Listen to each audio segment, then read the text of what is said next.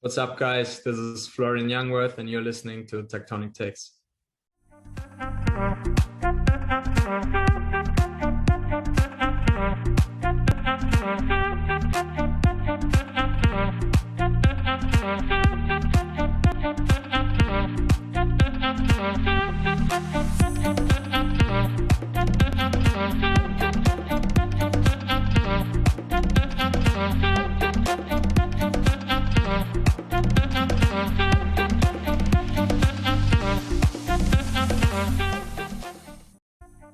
Hello TT family, I just want to give a quick shout out to all of our Patreons before we start this video and the Beautiful Game Network. Thank you for sponsoring this video. Without you guys, this would not be possible. If you have a quick second, please go ahead and like this video and subscribe below. We appreciate all the help that we can get to grow the San Jose Earthquakes community and media presence along all platforms. As well as if you enjoy this video, please go ahead and share it with your friends and family. We would greatly appreciate it. Lastly, enjoy the video. Go Quakes. Welcome everybody to Tectonic Takes. I'm here with a really special guest, kind of, lightning struck, and we got Florian Youngworth. What's up, Flo? How you doing? Welcome to the show. Thank you, man. I'm doing good. How are you?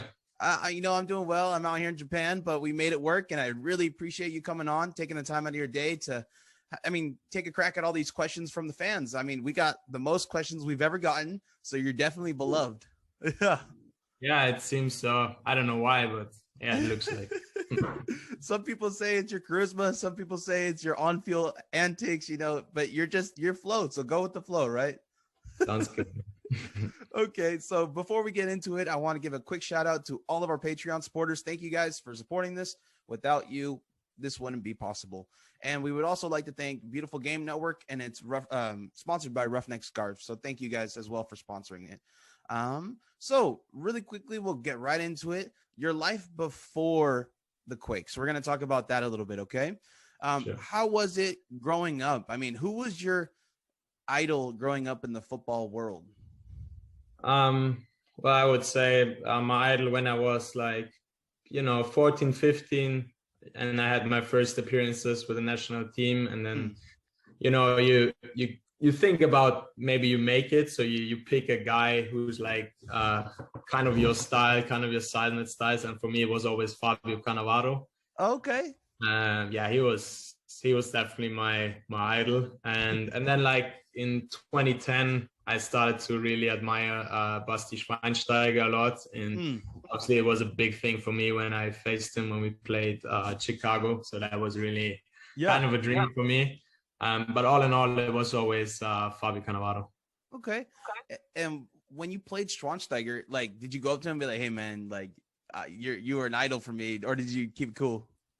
I try to keep cool, but I was kind of shy. No, but it was actually really great because before the game, we haven't had the chance to talk. And then in halftime, when I went back through the tunnel to the locker, he was waiting for me with his jersey. And I wasn't even asking, And he said, "Hey, man, how you doing?" Because we are both from the south of Germany, from Munich.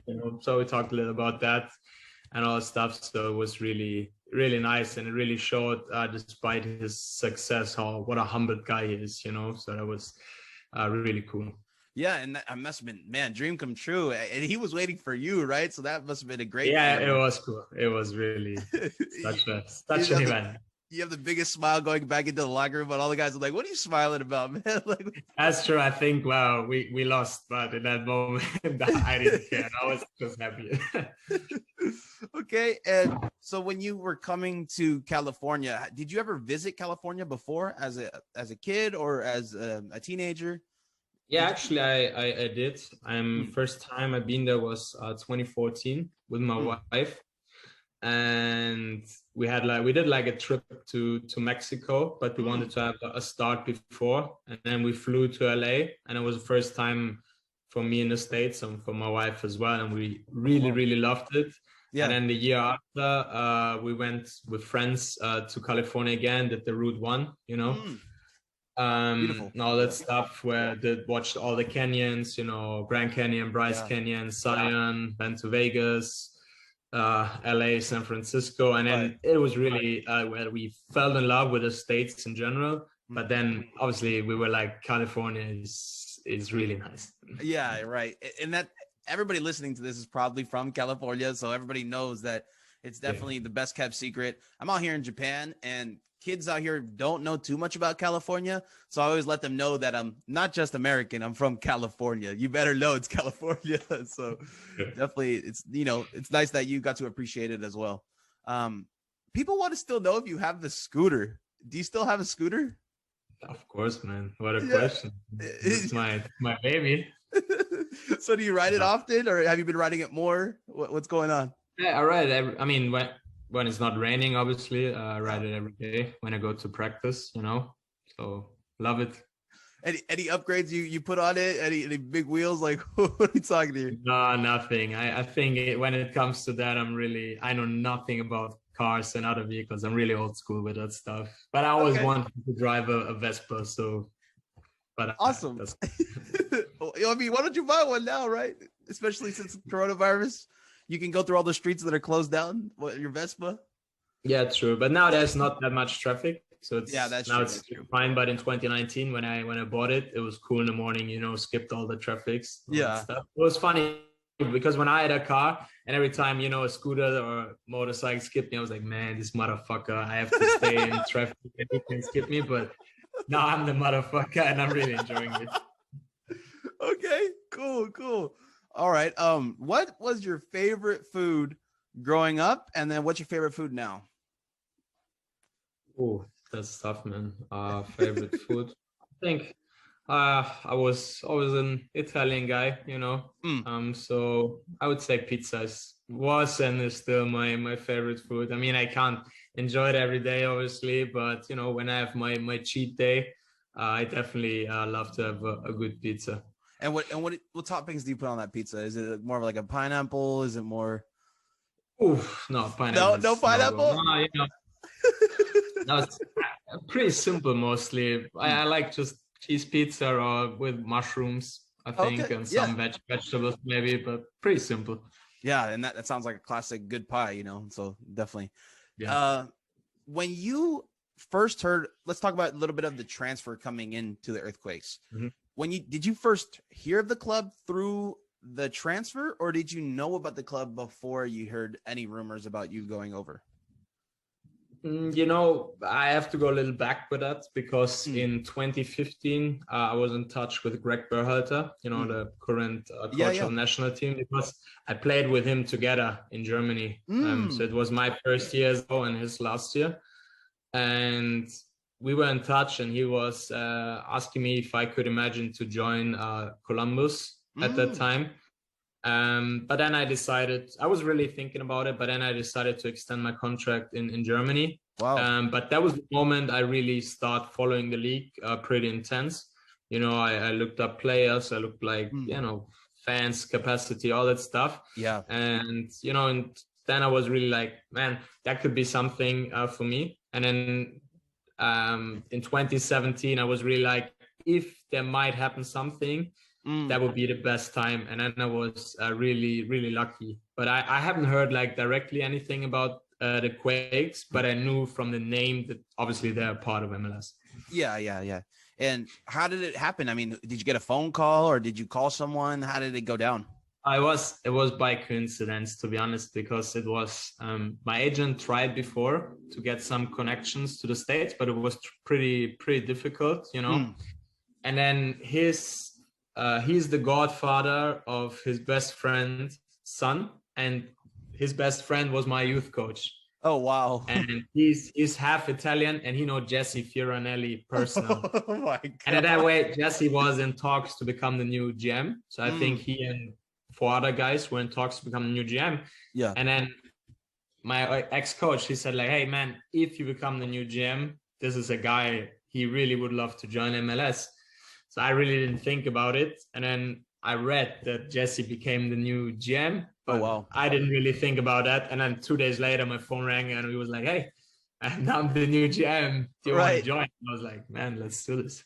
Wow, that's crazy. That's like the stars aligning type of moment. So that's awesome that you, I mean, a lot of people say you're the most passionate Quake out there, you know, you and Wondolowski. So it's awesome to hear that it happened just sort of a coincidence, right? So it's definitely, we're very fortunate to have you wearing the black and blue. Yeah. Do you still want a chant? I know you've been wanting a chant for a while. So a lot of supporters groups or a lot of fans in the supporter group wanted to know if you still want to chant.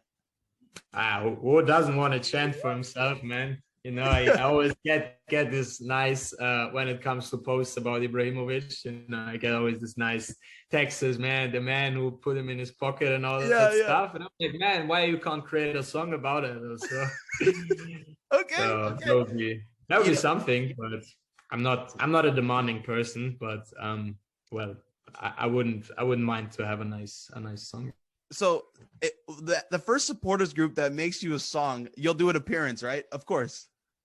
Oh, of course, I'm gonna do something. Depends on the song, you know. But if the lyrics are good, I'm gonna do something for sure. Okay, that's good to know. All right, and then so really quickly before we go into like the nitty gritty meat and potatoes, what is your favorite goal you ever scored?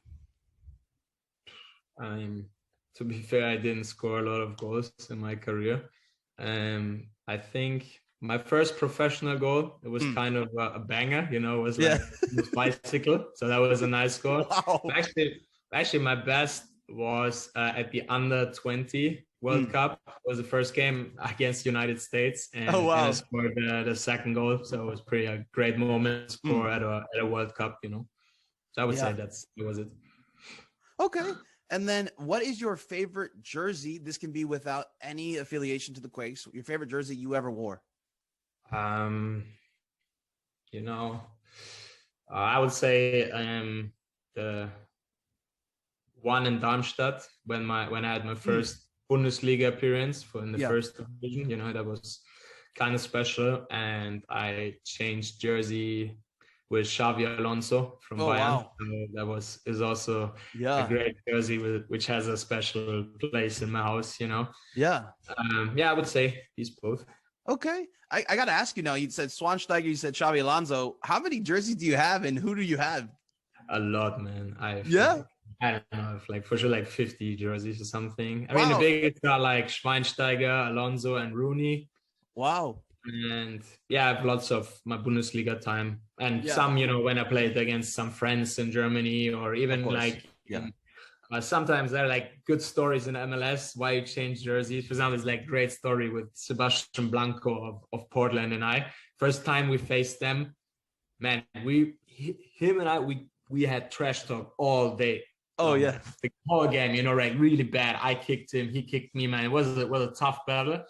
And then in the end, you know, it got really bad. Like we insulted us so bad, you know. And then even in the game, I was like, man, that was kind of rough. I really felt bad. And then when the ref blew the whistle and the game was off, we both looked at each other and we started to laugh because we knew we were both like way over, you know, it was way too much.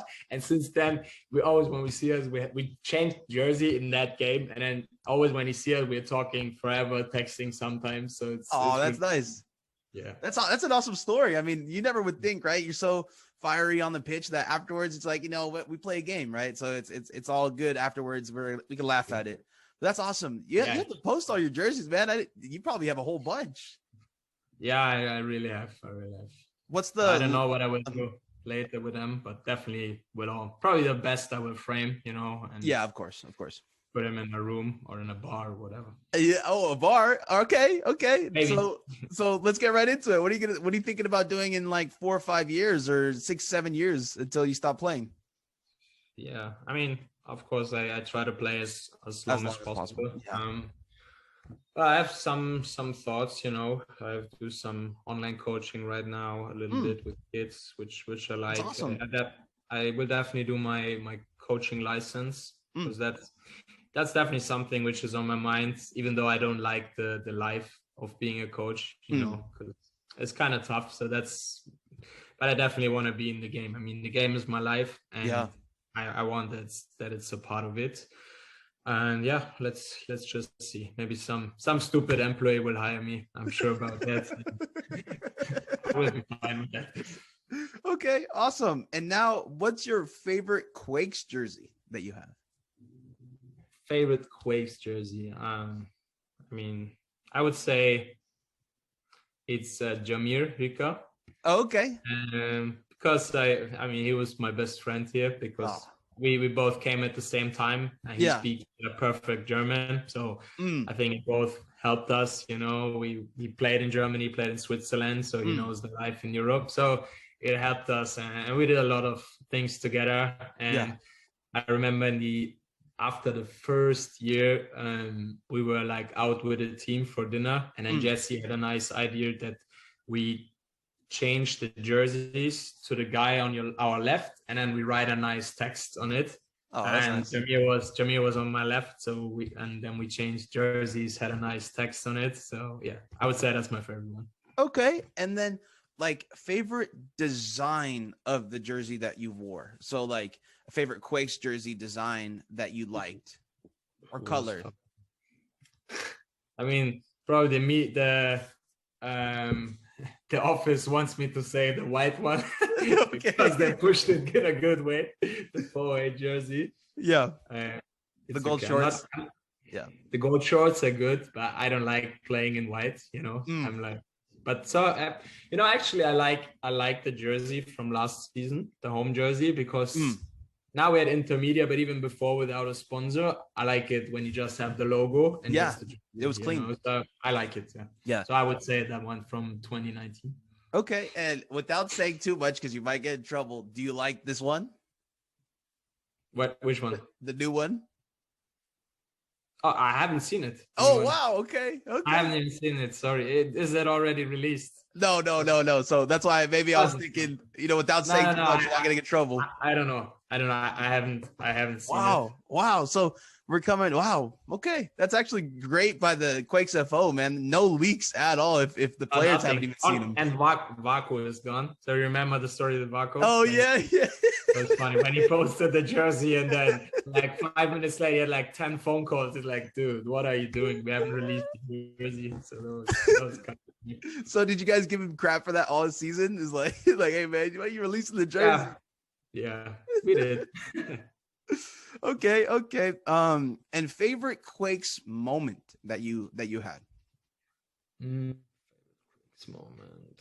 I would say 2017, last game at home against Minnesota, when we scored the winning goal in extra time and made it to the playoffs. I mean, that was a big moment, but also the win against LAFC when we made the playoffs, because I think last year was incredible tough year mentally and physically as well, and that was such a relief, which I haven't felt in a long time, and I was really that was a big moment. I would say that was even a better moment because the year was so tough.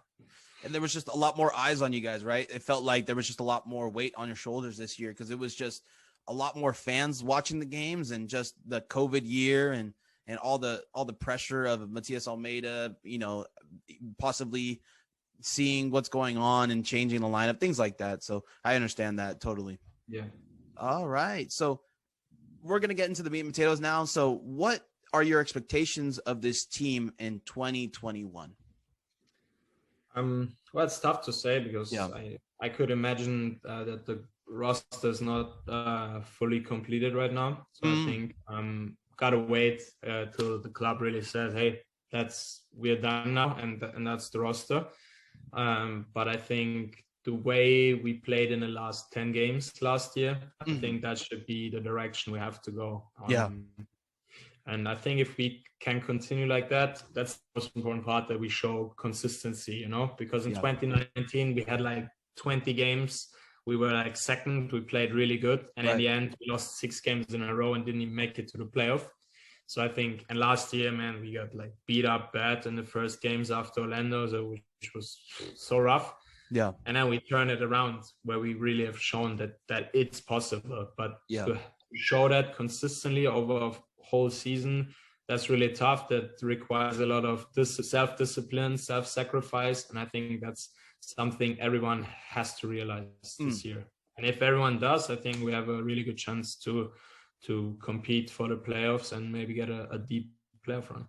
Yeah. Okay. That's good to hear. I mean, as Quakes fans, we love to hear that. So, going back to those games after Orlando, when Magnus Eriksson went back to his home country, or Sweden, and was that loss something that just was horrible for the team chemistry? Did that help make the losing streak longer? Was that a big loss in the locker room, that kind of captain-esque feel? Was it a huge loss for you guys? In my opinion, yes. Because especially on the field, it was really important for our game, because Magnus is an excellent distributor with the ball. He's for the system. Matti demands, which is really tough and highly sophisticated. He was a really good player in that number 1 role. And I think when he left, it felt like a hole. And also off the field, he's a great guy. He was a leader. He didn't care. He fought every game, every training. And especially in bad moments, you need a guy like him, a tough guy and kind of a dickhead on the field,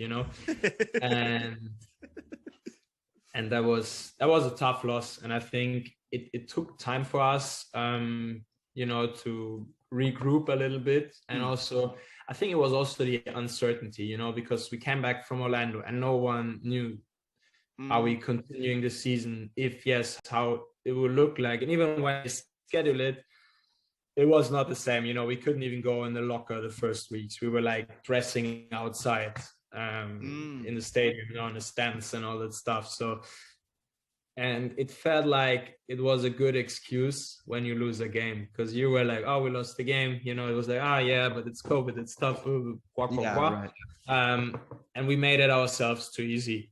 And, after a while, when you lose that bad, it's tough to come out, It's tough to come out. And I was really happy. We had I think after the Seattle game, we had a conversation with Matti where everyone really shared his opinion, shared his feeling, what he thinks. And I think from that on, it helped, because it helped to understand every single individual person and how he feels in a situation like that. Because, obviously, as a player, you say you get paid well and all that stuff, and it's your job. You got to be good, but it's not that simple. The mind plays a huge role, and definitely. Especially in a time like a pandemic, you don't know what's going on at home on everyone.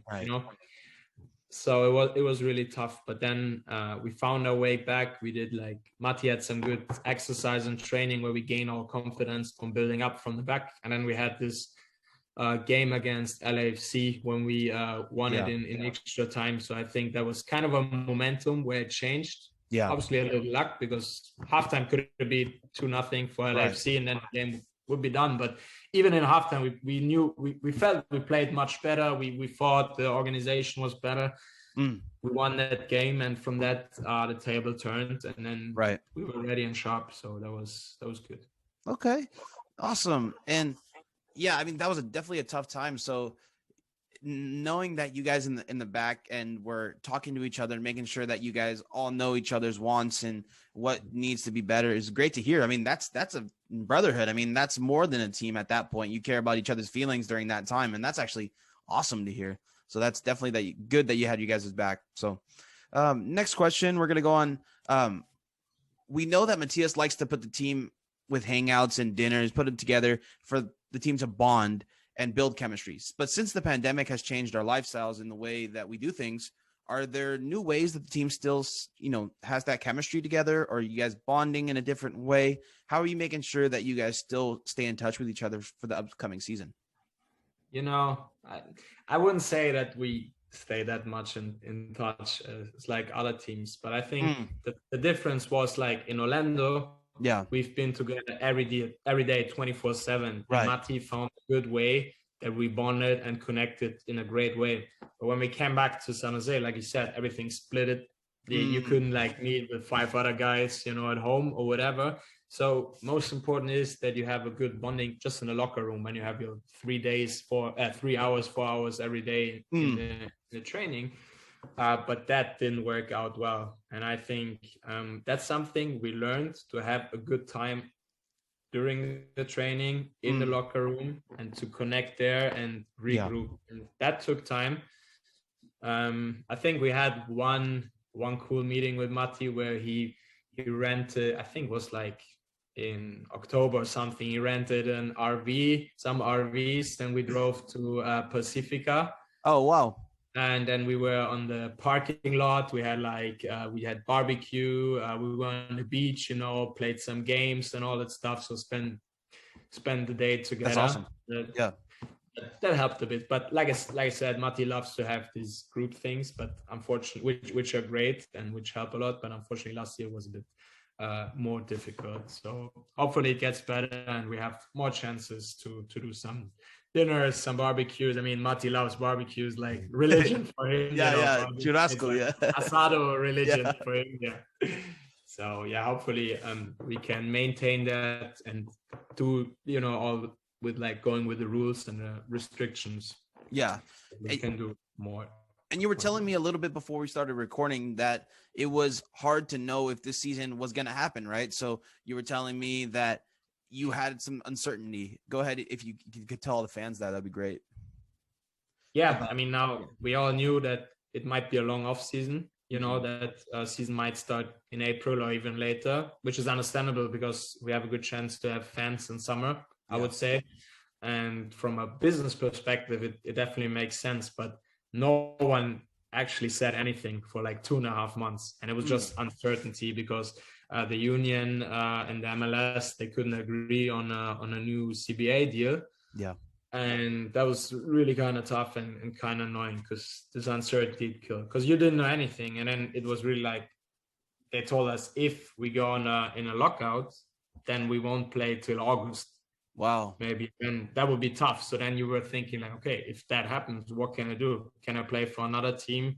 Time, play 3-4 months overseas, wherever, to stay in shape. So all these thoughts, they were tough. And we were on a point before Orlando, I think, where we were like in the evening, I think, when Don Garber said, hey, if you don't agree to that deal by tomorrow or something, then we're going to lock you out, Wow. And we had that already in summer, which was mentally tough because, in that moment you have like 1,000 thoughts what to do. You pay your rent, you have high costs of living. Maybe you don't get paid for 3 months. What can you do? Where could you play in that time? It's like, it's really tough. And it was like I said, now we had the same thing and it was just mentally exhausting. So I think when we got the result like 3 weeks ago, it was a big relief, that we know season's going to start mid-April. We're going to go to camp March 8th. So that's really good.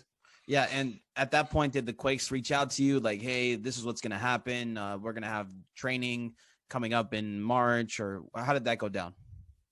It was the same because they knew nothing, same as us, unfortunately, because it was really just between the players union and the league. So even sometimes we knew more than the club, which was insane because they didn't even like talk to the GM or to the coaching staff, whatever. So I think we found out possibly the same day, and then they tried to schedule a quick start for the training, had to organize training camp with fields, with hotels and all the stuff, man. That's also like tough to organize. So really great work by the organization in that short period of time.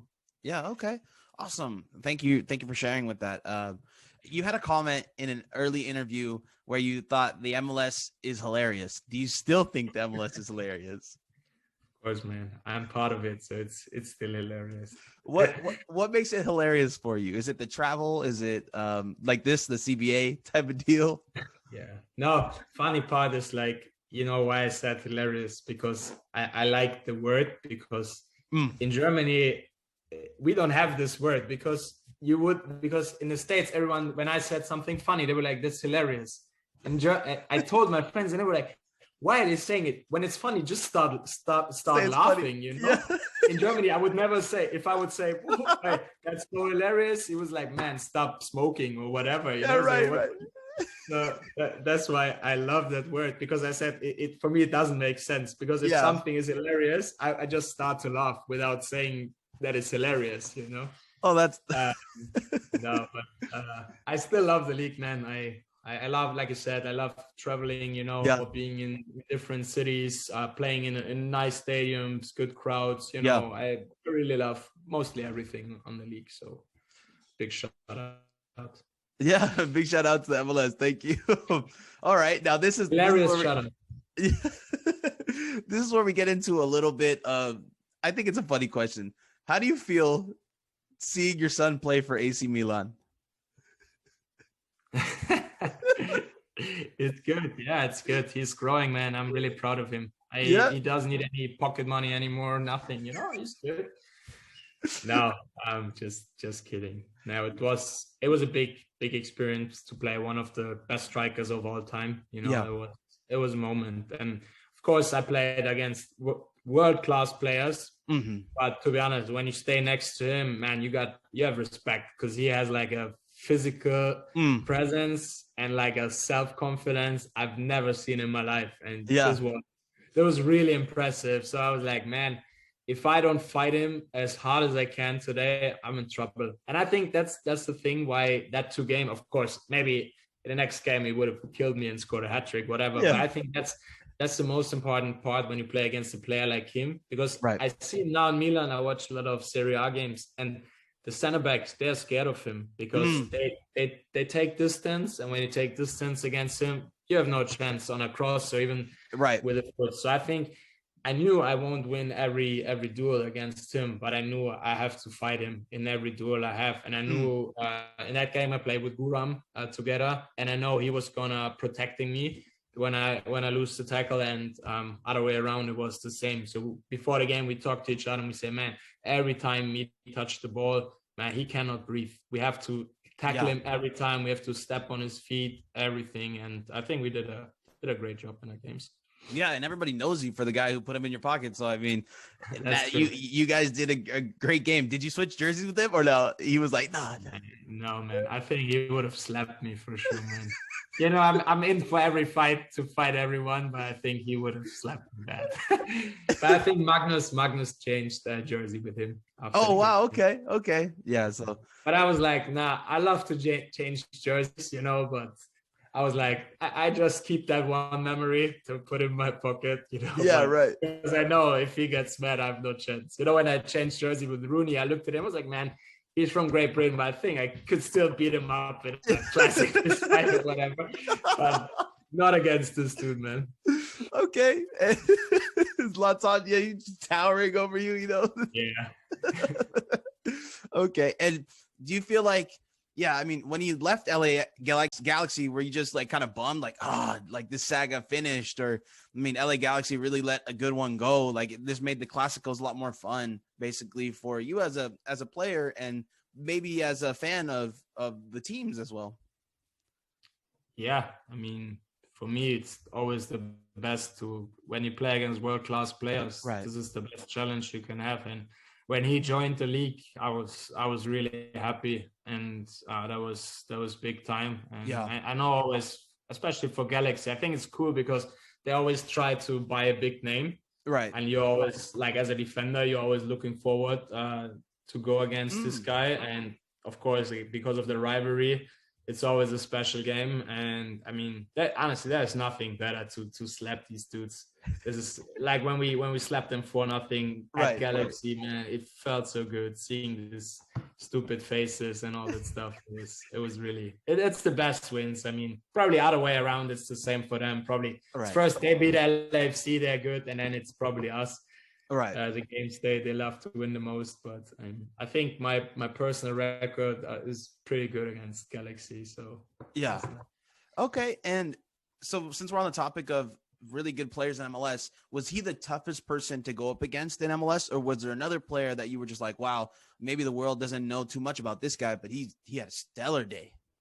Well, of course it's Zlatan, 100%. Number one, but I think in MLS, a lot of players which are not like really recognized. And I'm like, maybe in Europe, they don't talk a lot. Now they start talking more about MLS, but there's so many players who could play in first division in Germany easily. Maybe not for Bayern or so, but for sure, like 50 players I could name you without a problem. Wow. I mean, play against tough guys.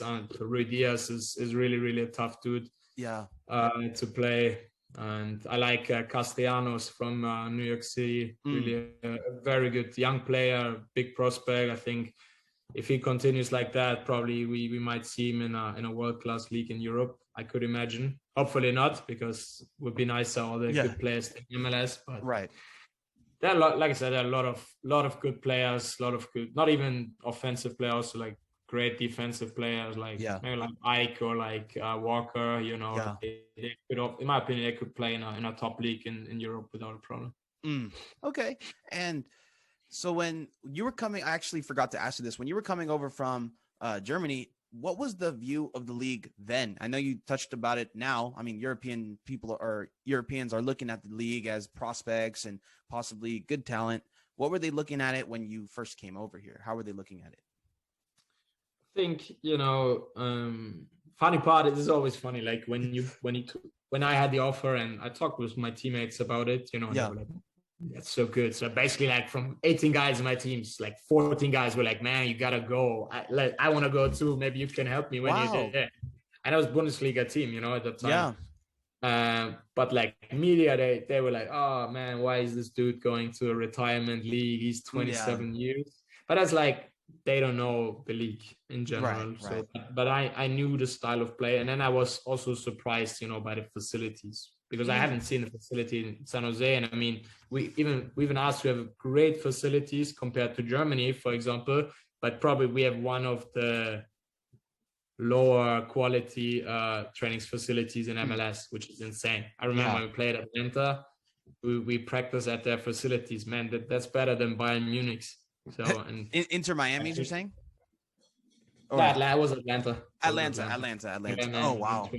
So really, really good. And I think now I remember that after my first season, I got so many messages of like current players in Germany, like, man, help me, I want to go MLS, and can you do something? I still get messages. So I think the demand gets higher and higher, but it's not that easy to come to MLS. You need to know a guy. It's not like quality wise, like there are lots of players I could from Germany. I knew they would come, and I knew they would have probably more than half of all the MLS teams, but it's tough to be the one guy, because there are only eight international spots per team. Right. You got to know somebody. That's how business goes, right? Yeah, definitely. It's all about your connections. And you got really lucky because you somehow you got Jesse Fioranelli's name, and that's crazy though. That's awesome that you got a chance to come over here. So people want to know about the coaching differences between Stare and Matthias. What are the biggest differences from the two? Well, I would say the system in general. Everyone knows we play a unique system with Matthias. And it's incredibly high demanding. That you need a lot of running, a lot of direct duels, and for me, it's one of them. Or it's the most sophisticated system I played in my career so far. So it requires a lot of game understanding and physics, obviously. So I think the system would be the same. I think Michael was a great guy. I think I feel bad with him, because I think in that year we haven't had a really good team. The chemistry was really bad in the team. So we were not a team at all. Obviously, you could say, man, that's the coach's job to take care for that. But in the end, it's the players, and I think we had a lot of fights in that year, especially when everything went wrong. You lose a lot of games. You come in the locker angry, and then small things happen, some unprofessional stuff, whatever it is, and then you start fighting about it, and you can't really build like momentum, can't build a team chemistry. And I think that showed, because like all the year, I think we just lost like 1 or 2 games bad, and all the other games we lost like by 1 goal or so, which was kind of crazy, where you were like, no, that can't be right, but in the end, I felt with him, especially. I think it's always easier when you come somewhere as a coach, you win the first games, everything is flowing, it's good. But I think from the beginning, everything went wrong for him. And I think he's a super nice guy. Maybe in the end, too nice, Maybe it would have helped just to be tough, really, really tough in that moment. But it's always easier to say, as a player. And Matti's a great motivator. He loves this game. That's what I love, because this is besides his family, soccer is his life, and he lives it 24/7 with an incredible passion. And that's why I love to play for him, because I love to share this passion with him, because I feel the same way, and that's really great of him. And he can transport these feelings and emotions to the team. And I think that's why the team chemistry in general is really good, and the passion is there too. Okay, that's awesome to hear. I mean, definitely some insights on the past regime and the new one. Yeah. So do you understand Spanish? Is the translation a bit lost sometimes when he's trying to motivate you? Because he talks like, yeah, go ahead. Yeah, so I do understand a bit, but the funny part is, I think when he joined in 2019, I think that was the biggest concern, that you were like, man, we have a translator, but especially before game, when he starts like being the motivator and being loud and all that stuff, you were like, man, maybe that will be tough for the translator. But first of all, the translator is doing an amazing job. Yeah. And then on the other side, it doesn't matter what he says, because in that moment, you're so hyped, because the way he says it, you don't care what he's saying, but you're so hyped and pumped, that's really cool. So that's not a problem. And besides, sometimes it's hilarious sometimes. I have to tell a story. Like first time 2019, we played at Red Bulls. Like it was a third game of the season, and we were down, I think 1-4 or something. Wow. And then I was on the bench, and then like a fan from behind, he was yelling, "Hey, Almeida, go back to fucking Chivas," and that stuff. And then, I mean, we were losing, so obviously everyone was angry. So then he turned around and he said something back. We didn't understand what it was. And then the funny part was the translator, usually if he says something like, you get red, but he was just turning straight, and he was like, man, last night your sister was really cheap or something. Dude, he translated that in a way, it was so funny, man. Like he didn't even blink. He just turned around, said it in his face, turned back, and we were all sitting next to each other. I shit in my pants. Honestly, it was so funny, man.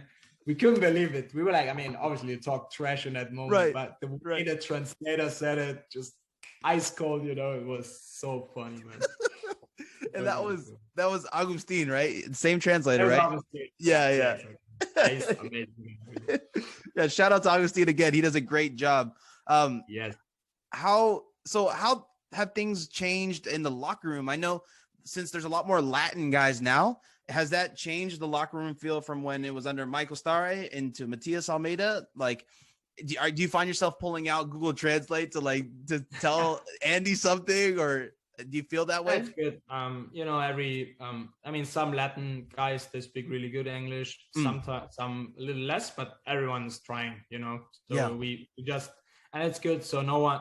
I mean, obviously, when you can talk in your native language, you talk with a guy in Spanish. With Jamir, with Luca, I spoke in German, or with Afolto in German. It's normal, but everyone tries to, to be part, to talk in English, and I like it. It's funny to see. I think last year we had like even more individuals, like from more countries, but it's funny when you see like the different styles. The Latin and the South Americans, they come in every time in the morning. Loud music, nice. And I find then the Europeans, everyone is just grumpy in the morning, be like, man, leave me alone and shut the fuck up, man. And it's really a nice mix and a nice chemistry. But I love that, I like to be like colorful, international, being a crazy crowd. That's exactly me. So I really love this locker room and this chemistry. That's awesome. That's great to hear. I mean, it's funny. Since I'm Latino myself, my family's from Uruguay. Hearing cumbia when you guys walk off the bus and you look at Vaca walking off the bus, hearing cumbia, I'm like, whoa, what is going on here? It's like it's such a mix of cultures, and it's awesome to see that. It's true. Just we always have trouble with the music because it's tough because it's just reggaeton all day long, and there were lots of fights. So now we have a good deal because Jackson is an amazing DJ. So Jackson's a DJ. That's good now because he puts in some country music, which I love. He puts in some, some R&B and that's hip hop stuff, which is fine too. But Just we put the reggaeton to a minimum, which was very important for the peace of the locker room, I think. That's awesome. So what would they say about the reggaeton? Be like, oh, it sounds like the same. It's like, Yeah, no, I love reggaetons, but Yeah. not like 24/7, I'm like, dude, like you said, it all sounds the same. And you're like, Yeah. man, if I hear reggaeton, I want to lie on a beach with my wife, having Right. having a beer or a glass of wine, and Right, not right. going into a match, man. But Okay. but still good. So how are you adjusting from center defensive mid to center back? Do you still have a preference? Do you still want to play one position over the other? No, it's for me. It's not different. When I played in the youth, I was center back all the time. But when I became pro, obviously I wasn't that physical as now, which is normal as a young player. So I played then defensive mid and also right back. And I came here as a defensive mid, in 2017, and then from the beginning I played center back. I was pissed as fuck, because I was like, man. I came from the other world, or other part of the world, was a decent number 6 in first division in Germany, and now I'm playing fucking center back, man. And I was so bored all the time. I was like, no, because normally I love to run, I love to smash everyone, whatever I can do, and now I was like just in the back, and I was really pissed in the beginning. But then the system back then was very like wait for it to come, right? And now you're moving a lot more.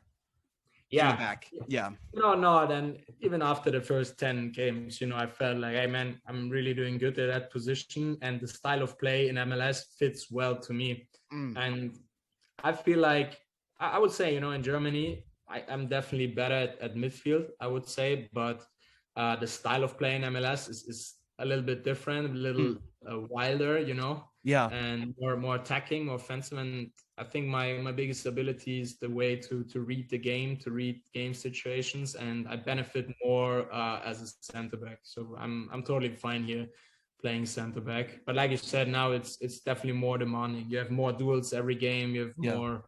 You have to run a lot more than in a regular system. You know. So I really like that.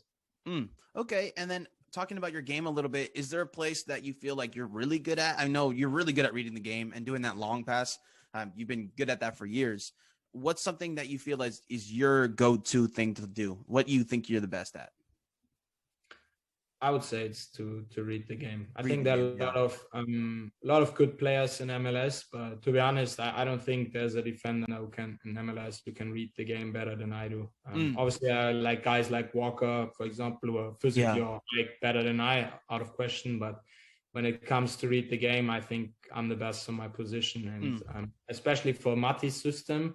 I think you need a guy who reads the game, because we are exposed one-on-one for the fullbacks and one center back. So there must be a guy who's protecting this 3 line.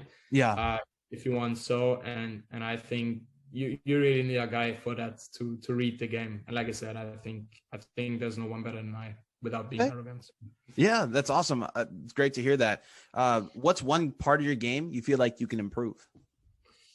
Scoring goals, man. Yeah. You want to do that goal that you did when you did your first professional goal? You want to hit a banger? That would be something. Yeah. No, but I have a couple of goals, but since I'm with Matti, I haven't scored. Maybe it's him. I think it's him. No, no, but really, I got to improve that. I had a couple of chances from set pieces, and got to work on that for sure. I mean, there are always things you can improve, but for me, it's more important, especially in my age now, that I always say, even when I work with the young players together, it's important to have one weapon, that everyone's like, man, that's the thing. Right. And I'm more like trying to perfecting my weapon than working more on my weaknesses. Obviously I work on my weaknesses, but I definitely spend more time in extra work to improve my weapons.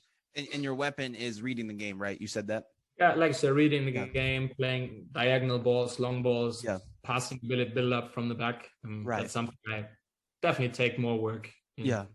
And do you sit down and watch game film a lot? Is that something that you do to prepare you for reading the game? I always record the game at home when we play, and then I watch it every game twice. I watch it one time just just watching it, you know, just in general. And then second time, I'm always focused on myself, on my actions, and then I for the upcoming game I prepare against my possible opponent. Oh wow! And then you watch, like, if you were playing Zlatan, did you watch his film, or then you're playing like Blanco? Do you watch his film? Is that something you go ahead? Yeah, definitely. I mean, for Zlatan, of course, you know who I'm facing, you know. But for me, it was more like getting a strategy, because it's also like the mental part is important. Yeah. And you know, when you play young guys, for example, it's important. Like you can provoke them, you can be nasty and all that stuff.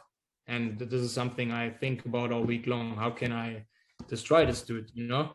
Yeah. But when you play against Zlatan, you cannot play these games, you know? You cannot step on his feet. You cannot make him angry, because I knew when I make him angry, he's going to destroy me 100%. Physically, for sure, because he break my nose on, and probably he will get better and better. So right. This plays also a part, like really to prepare during the week and find like a game plan, be like, hey, what's the best way to play this dude, and how can I be mentally a dickhead against him? Okay, awesome. And really, so I have another question for you about talking back to the Michael Starry time. You said they weren't playing adult soccer with almost the same guys back. What did you mean in that adult soccer comment? Are they playing adult soccer now, or was it more like the fight? I know you talked a little bit about the fighting in the back. Was it more to that? Like, this is AYSO, man. We're like fighting back here. No, it's the way how you act, you know. It's like playing mature. It's like, you know, you can always lose a game, and I have no problem to lose against better teams. But in that time, when you lose like I mentioned before, we lost almost every game by 1 goal. Yeah. And having like stupid mistakes, brain farts, kind of lost the focus in the last minutes. And I was like, and we talked about it in the locker, you know, and I was like, that's not professional, you know. You can always do mistakes. I do 1,000 mistakes every game. I don't mind about that. But losing the focus, being not 100% physically ready for a game, that's unprofessional. And that was what I meant with being youth soccer, you know. Yeah. And I was angry with that, you know, and, you know, I'm not a guy, I'm not talking around. When you ask me something, I tell you my opinion. I know not everyone was happy and satisfied with that statement, but honestly, I don't care. If I think that way, I tell it to the world. I know everything you do has consequences, and when I get the consequences, sometimes that's the way it is. But that's the way who I am, and I will not change just to satisfy other people, you know. Yeah, that's great. That's awesome to hear. Was the Quakes team or the front office mad at you for that, or was it more like the players, they were like, of course, man. When you say these things, you know, people are not happy with you. I mean, I don't mean that to be bad at other guys. For me, this is kind of a wake-up call. Yeah, exactly. Lighting a fire. Being the guys, we can't continue and it's not like that I just say that in the media, you know. I said it in the locker, face to face to everyone. When we had that conversation, like I mentioned, when we lost Pat, everyone had his chance to say something. And I also revealed my opinion. I was really pissed at guys who were not professional enough. And I said, if we don't continue, I don't care. I break everyone's leg in the training. I don't care. I go nuts because this is my life. And I fought all my life to be where I am right now, and I deserve my spot to be here, and everyone else too. So why giving it up, or why taking it a risk, you know? Yeah. That's just who I am, you know. Like I said, if someone makes mistakes, like I said, I do a lot, no problem.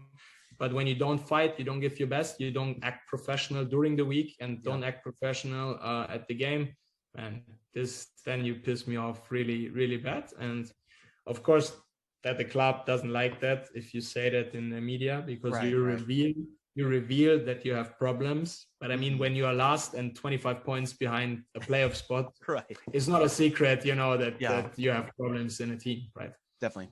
And walk us a little through last year. I mean, you had a pairing of Tanner and then Jacob as well. How did you motivate these young guys, or how did you help coach them during the game? What was something that you saw that they improved on what you told them? How did you feel playing with the young guys? Especially with Jacob. I think I didn't play with Jacob. It was the game against Portland. He played with Osvaldo in the back. I played 6, but then he got subbed off because he was injured, and then I came back. But especially with Tanner, I really have to respect him because Yeah. we talked before, and of course you're nervous when you're young. It's your first MLS appearances and all that stuff, and it takes time. And we sat down and we talked about it, and I just told him, I said, man, just trust in your game. Yeah. Just focus on yourself. That's the most important. Don't you can't like influence everyone else's performance. So just focus on yourself and just listen to me, because I know how it works. I have the experience. Let me coach from the back. Let me organize the defense. Yeah. Just be on yourself. Play with confidence, and you will be fine. And I think he did a really, really good job. Yeah. It's his first year. He showed really good skills, good abilities, and I think he's on a good way to become a decent player. Yeah, and I love remembering the images of you yelling at him during those games, and I was like, oh man, that's the fiery spirit that we love Flo for. I mean, he's just coaching the young guys like if it was his son, like he was just yelling at him, and that's awesome. It was great to see. When it becomes like excuse me, I forgot, 1 second. What do you love about San Jose, the city? I apologize, I forgot about what I was gonna say, but what do you love about San Jose, the city itself? To be fair, city itself is pretty boring. No, what I love is like the nature around, I love the nature, like the mountains. I love, I mean, beach, like I love kayaking, fun ways there. I have 3 dogs, so I love to being out with them, walking around with them. So I really love the nature, obviously the weather, but the city, cities for me, is like, I miss like being like out a little, like being in like I miss like really good restaurants, having a great coffee. The nightlife could be better too. But all in all, I'm very happy. Okay. And really quickly, I'm in Japan, so I definitely know what you're talking about when missing the nature. I miss, having Lake Tahoe 4 hours away. I miss having Big Sur, right, an hour away, Monterey, Santa Cruz, all these beautiful places right in our hand. I mean, San Jose is a beautiful area to be around if you love nature as well, and all the hiking too, all the hiking out there. Yeah. It's just insane. Out of question. Next time you come to my house in Tahoe. I know. Okay. Oh, all right. Let's go. Let's do it. I'll bring my son. I'll have him learn the great Flo way. That's awesome. Thanks. Yeah, you need a babysitter because we go out and after. Right? Okay. Awesome. Thank you, Flo. I just remember. I apologize. How was the playoff loss? I know it was heartbreaking, gut wrenching. It was a game where we had it in our grasp. We kind of got killed by our Achilles heel all year, right? The set pieces was the main thing that killed us. Is there a couple of things to help us do better on set pieces this year? Have there been talks of, maybe we work on set pieces a little more? And then also, how did you feel in the playoffs? I mean, especially during those penalty kicks, how did you feel? Walk me through it. Yeah. Well, first of all, I think we work a lot on set pieces during the week. I think it's not that, but I think it's also the type of preparation when you know who you face in your duels. We watch plenty of videos, so actually we should know where the ball is coming to. And obviously you can lose a header, but sometimes we concede like 3 headers against us, and that's something. As a coach, you can say whatever you want. It's just like your focus, your type of defending. So it's definitely everyone's individual stuff he has to work on.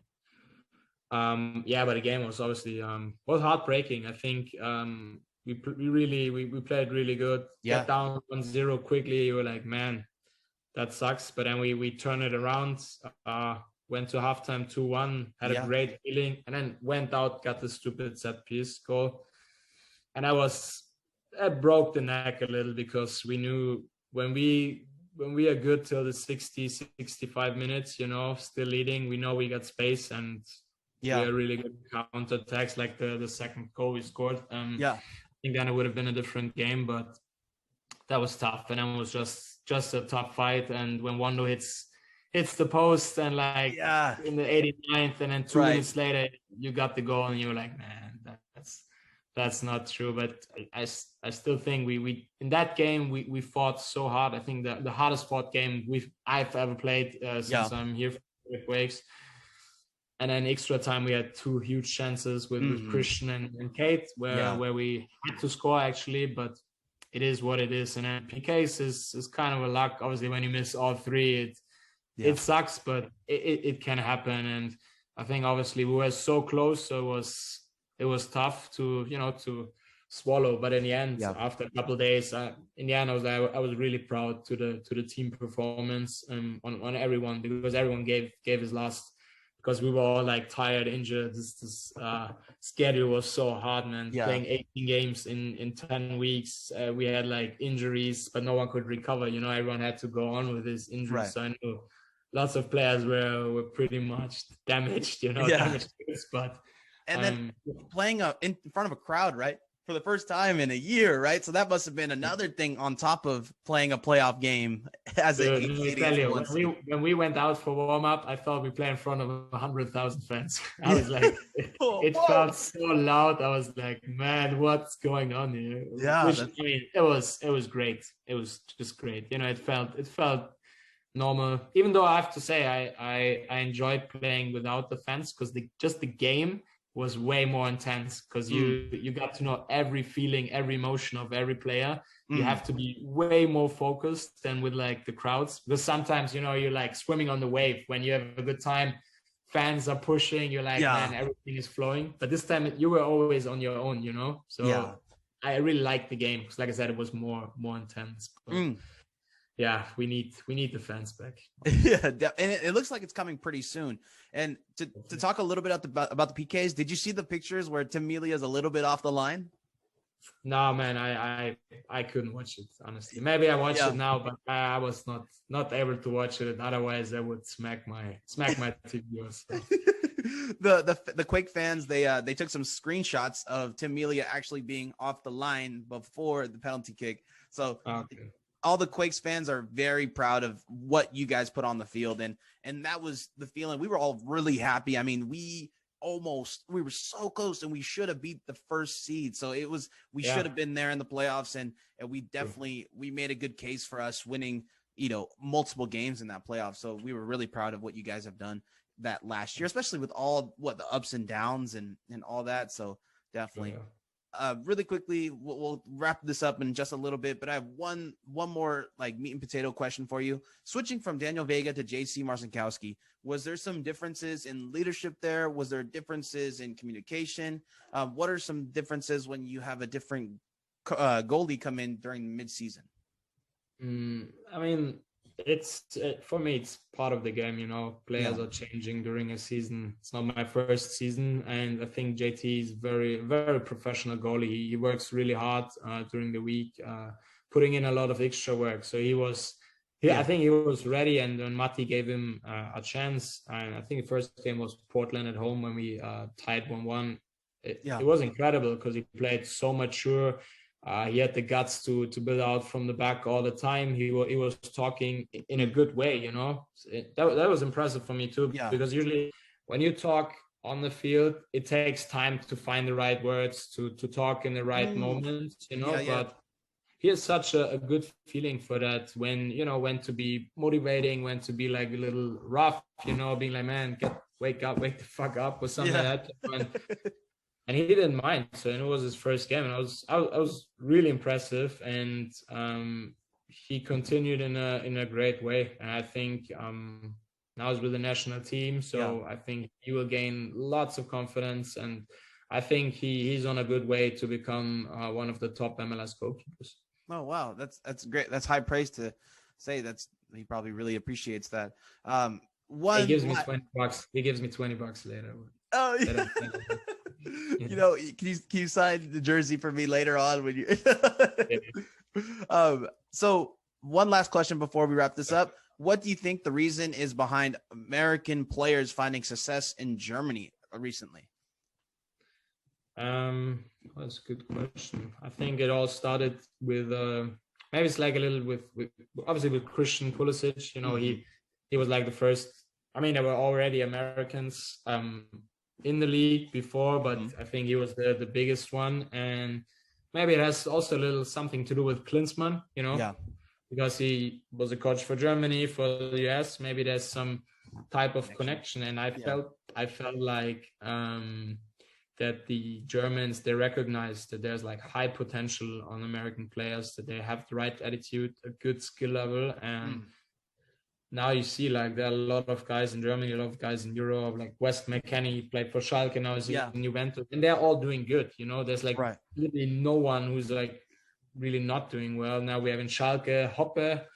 He came out of Norway, scoring a hat-trick in his first appearance. So there's definitely a hype, and I think the train is for real, you know, and I think, in my opinion, US soccer is on a great way, and I think it still needs development, but I think the World Cup 2026 could be so exciting for this nation. I mean, you see the excitement is getting more and more, you know, so we are coming closer to the top sports in the US, and I think 2026 this team could be ready for something big. I think. I hope so. And that's definitely what a lot of people think too. And MLS too, right? Getting this deal done for the CBA was really important, because they don't want to ruin that momentum that maybe the national team has in 2026.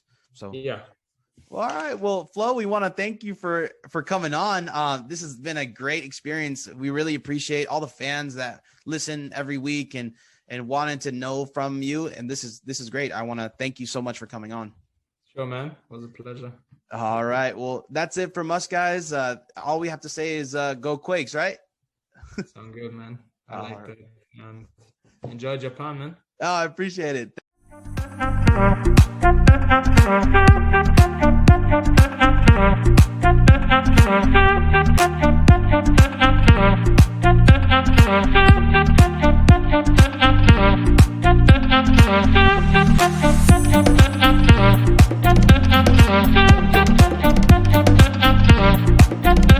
Thank you.